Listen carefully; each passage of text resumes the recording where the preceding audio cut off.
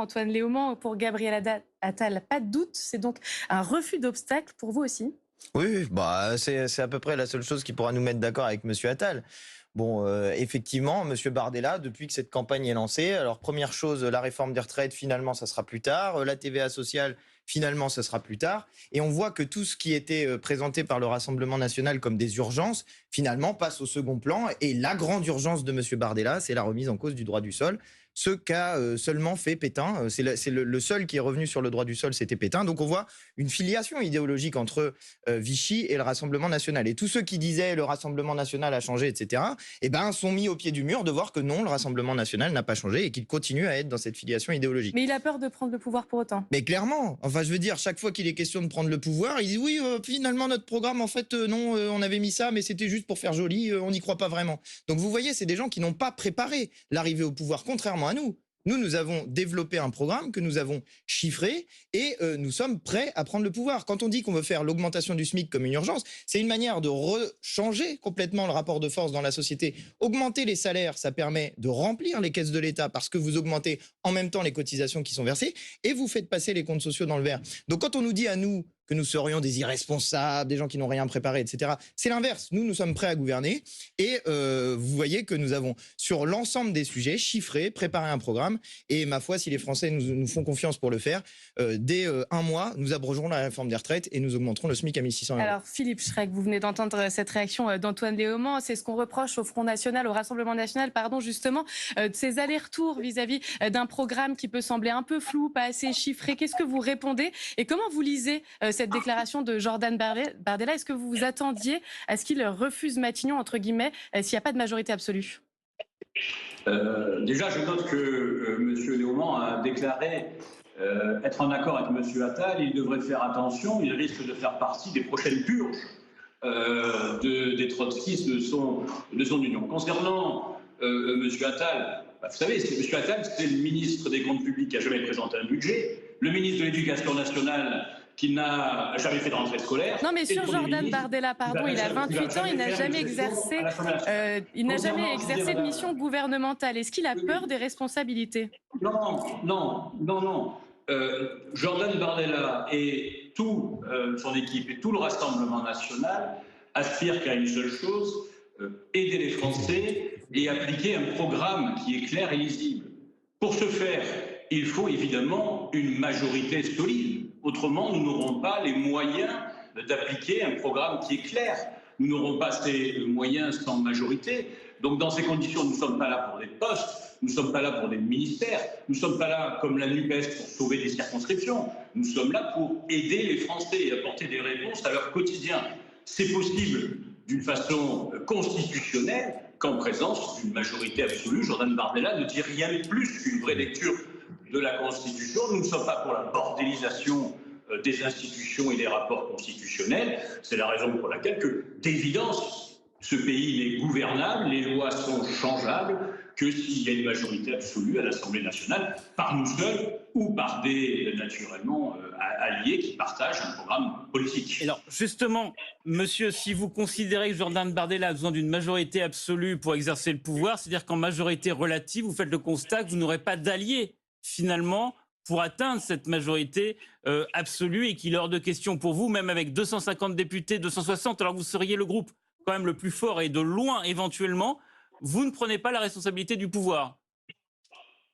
Bien, prendre la responsabilité du pouvoir pour le pouvoir, ça ne sert à rien. La responsabilité du pouvoir, c'est changer les choses. Comme a dit Jordan Bardella, il ne sera pas le collaborateur de cabinet de M. Macron et il ne sera pas non plus, j'allais dire, le tapis foulé par une majorité à l'Assemblée nationale. Mais je pense qu'il faut attendre le 5 juillet. Moi, je suis convaincu et je souhaite Le 7. le 7, bien entendu. Je suis convaincu et je souhaite que nous ayons la majorité absolue. Mais Philippe Schreck, changer les choses, justement, ça veut dire quoi? Qu'est-ce que vous répondez à ceux qui accusent le RN de certaines approximations ou d'un flou qui entoure des mesures sur lesquelles on revient? Je pense notamment à la baisse de la TVA sur l'énergie, sur les carburants, mais plus pour l'instant, en tout cas, sur les produits de première nécessité. Qu'est-ce que vous leur répondez? Vous êtes prêts à gouverner? C'est une évidence que nous sommes prêts. il n'y a aucun flou, mais un calendrier qui est fixé de façon précise, par urgence. La première urgence, c'est celle de l'été, où nous avons quand même les Jeux Olympiques à Paris et en France à reprendre, et parallèlement, un audit sur la situation financière de ce pays que Bruno Le Maire a mis techniquement en situation de faillite. On va poser la question à Richard Ramos, justement, qui est avec nous et qui nous attend, pour parler de notamment... Oui, Richard Ramos du Modem, parce que vous êtes un peu comptable vous, de cette situation. C'est ce que pensent en tout cas les oppositions. Pour la majorité, vous faites une campagne qui est menée par Gabriel Attal. Est-ce qu'on essaie de démacroniser justement cette campagne des législatives, comme on peut l'entendre ? Mais moi, je l'ai dit et redit, ça fait des semaines et des semaines. Vous savez que j'ai été celui qui avait prédit avant les autres la dissolution en disant que le président doit rester en surplomb.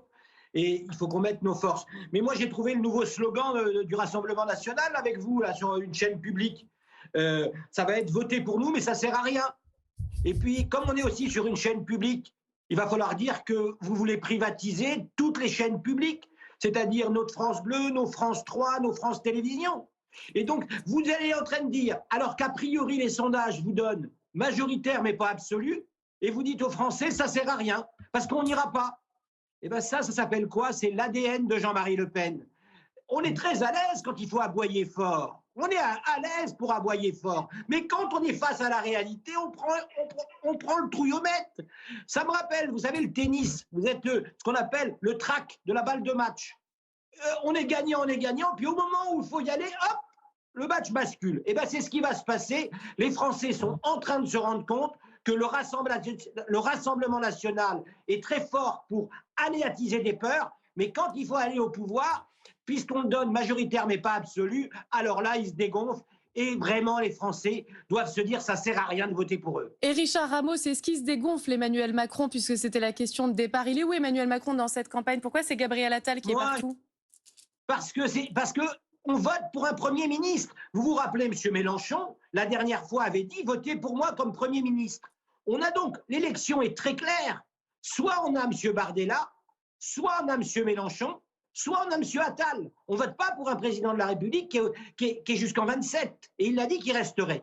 Là, l'élection qui se joue, c'est une élection du Premier ministre. Donc on doit être avec Gabriel Attal. Après, on a d'autres candidats, M. Mélenchon, et monsieur Bardella. Mais je vois que là, il y aura peut-être que finalement 2 matchs, puisque le Rassemblement national a peur d'aller faire le match. Alors justement, vous dites Monsieur Mélenchon pour la gauche. Antoine Léaumont, est-ce que c'est acté, Jean-Luc Mélenchon pour la gauche? Qu'en est-il d'un futur éventuel Premier ministre avec le nouveau Front populaire? Vous avez vu que le nouveau Front populaire a proposé que le groupe majoritaire de gauche à l'Assemblée propose un candidat pour être Premier ministre. Moi, évidemment, je soutiens le fait que ce soit Jean-Luc Mélenchon. C'est ce que veut aussi Olivier Faure. Non, justement. Non, Monsieur Faure ne veut pas ça. Monsieur Léaumont, justement. Attendez, je voudrais répondre sur pourquoi je pense que Mélenchon c'est bien, si vous voulez bien, vu que c'est une campagne. Non, mais c'est juste ce qu'a dit Monsieur Olivier Faure, puisqu'on l'a évoqué. Ce matin, il a dit que c'est pas au plus grand groupe qui doit décider. Exactement. C'est un vote de tous les députés de gauche, parce que justement, il veut se prémunir du fait que le groupe insoumis choisisse Jean-Luc Mélenchon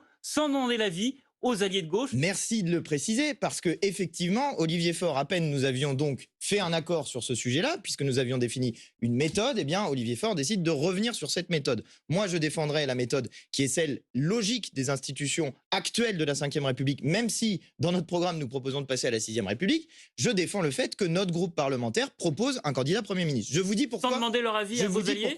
Bien sûr que si, ils auront leur avis dans le vote de confiance. Enfin, c'est la logique des institutions de la République. Nous proposons Jean-Luc Mélenchon, enfin moi je propose Jean-Luc Mélenchon Premier ministre. Et tous les insoumis sont d'accord avec ça. Je vous dis pourquoi. Mais attendez, je vous dis pourquoi. Parce que la signature de Jean-Luc Mélenchon au bain d'un document programmatique, c'est une signature qui vaut quelque chose. Contrairement aux gens qui nous ont dit... encore aujourd'hui? Ah oui, bien sûr, encore aujourd'hui. Oui. Parce que quand il s'agit de faire le SMIC à 1 600 €, quand il s'agit de revenir sur la réforme des retraites, quand il s'agit de partager la richesse, j'ai plus confiance en quelqu'un comme Jean-Luc Mélenchon qu'en quelqu'un comme François Hollande, voyez-vous. Parce que François Hollande, il a déjà dit, mon adversaire c'est le monde de la finance, et il a déjà trahi sa promesse. Moi, je préfère.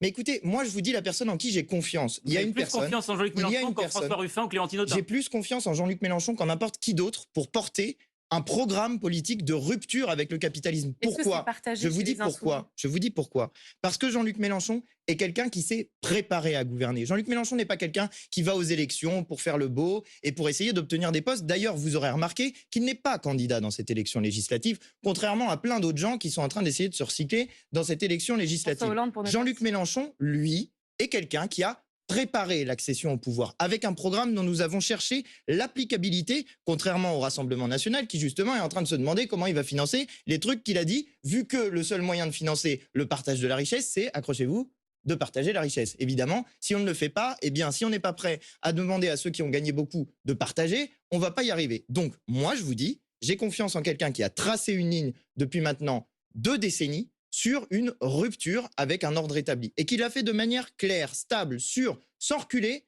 et sans barguigner sur le sujet. On voilà entend, mais pourquoi, est-ce que c'est moi, pour ce qui me partagé concerne, chez les Insoumis? bah Qu'est-ce écoutez, qu'ils je disent, pense vos que, collègues? écoutez, je pense que les gens qui se sont fait élire députés la dernière fois étaient très contents d'avoir Jean-Luc Mélenchon Premier ministre sur leurs affiches. Et c'était très largement partagé. Ensuite, que Ça c'est sera un peu moins partagé par les partisans de François Ruffin et Clémentine Autain. Oui, mais pourquoi? Parce qu'il y a eu une campagne de diabolisation systématique de Jean-Luc Mélenchon sur un sujet simple.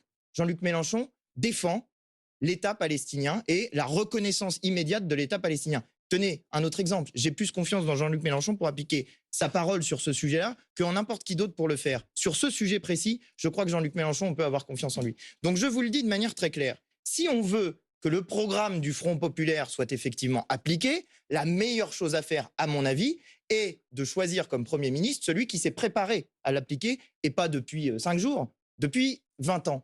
D'accord? Voilà. En tout cas, moi, c'est mon avis. Alors, Et peut-être que d'autres ne sont pas d'accord avec ça, mais c'est ce que je défendrai à l'Assemblée nationale si je suis réélu député de la 10e circonscription de l'Essonne. là, on se projette justement sur le Premier ministre éventuel. Mais pour revenir à cette campagne des législatives et pour revenir sur la majorité avec vous, Richard Ramos, pas de candidat dans 67 circonscriptions. Il y a eu des pactes de non-agression, on en a parlé hier aussi, fait avec certains socialistes, certains républicains ou certains indépendants de l'IOT. Qu'est-ce que ça vous inspire? C'est beaucoup quand même, 67 circonscriptions sans candidat de chez vous. Non, mais moi, vous savez, même moi, j'ai appelé dans une circonscription à aller avec un LR et mettre personne. On ne m'a pas écouté, mais c'est pas grave, parce qu'il faut les battre. Moi, ce que je comprends, entre le RN qui ne veut pas aller au pouvoir, et M. Léaumont a raison, le groupe LFI sera le plus fort à l'Assemblée nationale. Ils ont le plus de candidats et le plus de candidats sortants. Et il nous dit déjà, M. Léaumont, à juste titre d'ailleurs, il nous dit, mais de toute façon, je suis contre M. Hollande. Donc, ils sont en train, notamment les socialistes, de cocufier les Français. C'est-à-dire, ils sont en train de leur dire, on fait alliance, et déjà là, ils sont déjà pas ensemble, que déjà là, on voit 2 positions différentes, celle des socialistes en embuscade, parce qu'ils ont besoin des LFI, et M. Léaumont, à juste titre, qui dit, nous serons majoritaires à l'Assemblée nationale, parce que c'est nous qui avons le plus de candidats, c'est nous qui avons le plus de sortants, on fera sans eux. Oui, donc vous Et êtes à la pour faire sortie, pareil pour la Je n'ai pas dit qu'on majorité. fait sans eux, j'ai dit qu'il y a des Ils seront institutions. cocufiés. Ça veut dire que vous êtes pour finalement des accords électoraux, vous aussi, c'est ça que vous nous dites pour la Non, moi, je ne majorité? suis pas pour des accords électoraux, moi. Je ne suis pas pour des acteurs électoraux. Moi, je suis un élu rural depuis de nombreuses années. Là où on peut faire barrage au Rassemblement national, on fait barrage au Rassemblement national. C'est ça qui est le plus important. Et Philippe Schreck, comment vous réagissez quand vous entendez justement à ce barrage au Front National, en l'occurrence au Rassemblement National? Qu'est-ce que vous répondez? Bah, écoutez, on n'a pas trop de leçons à recevoir de ceux qui ont techniquement ruiné la France et abîmé les Français. Moi, le barrage que les Français veulent faire, c'est le barrage à une inflation à 2 chiffres que les amis de M. Ramos ont créé dans ce pays. C'est le barrage au coût de l'énergie qui a flambé par votre politique. C'est le barrage à l'insécurité. La baisse de la TVA que vous proposez sur l'électricité et sur les carburants, par certains économistes, est jugée assez irresponsable. La baisse est annoncée pour février. Pourquoi l'ont-ils pas fait avant? Pourquoi ont-ils continué à asphyxier les artisans? Pourquoi ont-ils continué à ruiner les Français et à tondre les Français? Si on peut baisser en février prochain alors que nos capacités de production sont les mêmes, pourquoi ne pas l'avoir fait avant? Donc le parti de M. Macron, qui effectivement se cache, puisque c'est le repoussoir des Français, c'est le parti du mensonge. C'est le parti, on va dans le mur, on sait qu'on va y aller et on continue. C'est le parti de 3 000 milliards de dettes. Monsieur le maire, c'est l'homme qui valait 1 000 milliards de dettes.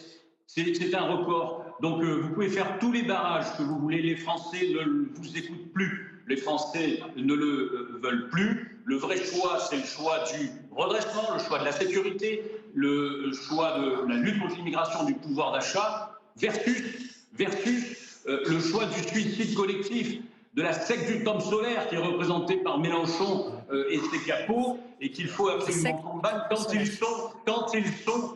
ils sont dangereux. Imaginez Mélenchon, Premier ministre, on dit il ne veut pas de poste. Oh ben c'est facile, il cumule plus de 25 000 € de retraite par mois. Vous voulez quoi? Vous voulez Poutou à l'intérieur, Boyard à la justice, Rousseau à la défense, Quatennens à l'égalité homme-femme. On va laisser réagir Antoine Léaumont, justement.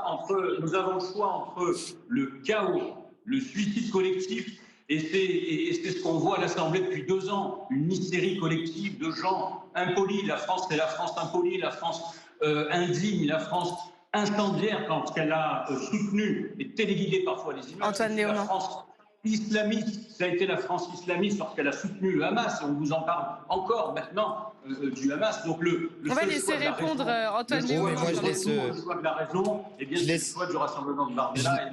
Je laisse monsieur Schreck s'agiter parce que je vois une lecture d'éléments de langage qui est les mêmes que ceux que répètent les macronistes depuis des plombes. Alors voilà, nous serions les porte-parole du Hamas, nous condamnons les actions du Hamas. Et monsieur Schreck fait comme si tout cela n'existait pas. Bref, moi, j'ai pas envie de répondre à ces polémiques stériles et stupides parce que je me place dans la position de quelqu'un qui s'apprête à gouverner le pays avec un programme qui est un programme que nous portons devant les électeurs. Je constate qu'il s'agisse de monsieur Ramos ou de monsieur Schreck, donc du MoDem ou du Rassemblement national, on entend très peu les propositions. Moi, j'en ai déjà donné 2.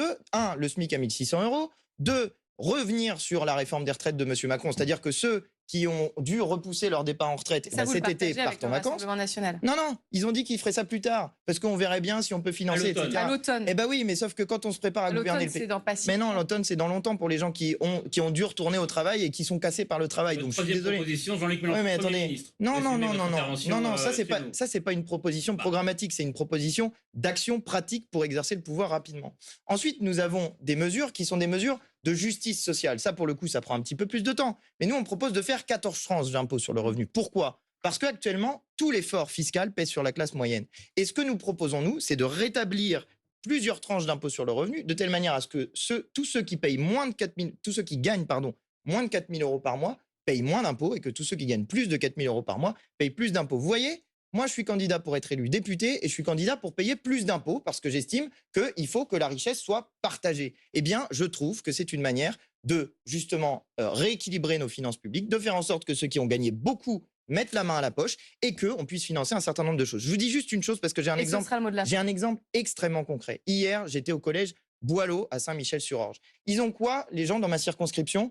Il y a un professeur qui s'est fait agresser. Pourquoi? Parce qu'il y a un manque criant de moyens, un manque cruel de moyens. Ils demandent des choses extrêmement simples. Ils demandent des AESH. Pour ça, il y a besoin de moyens. Et ce qu'on nous dit pour l'instant, c'est oui, il faut déshabiller Paul pour habiller Jacques, etc. Ben non, c'est plus possible ça. Il y en a qui se sont gavés d'argent. Il est temps qu'ils partagent pour que l'ensemble des Français puissent avoir des services publics qui tourneront. Et vous voyez, nous avons un programme, il est financé, nous sommes prêts à gouverner. J'ai pour ma part un candidat Premier ministre et deux ou trois idées pour former un gouvernement. Chacun son programme, chacun ses idées. Merci à tous les trois en tout cas d'être venus sur France Info pour parler de cette nouvelle séquence.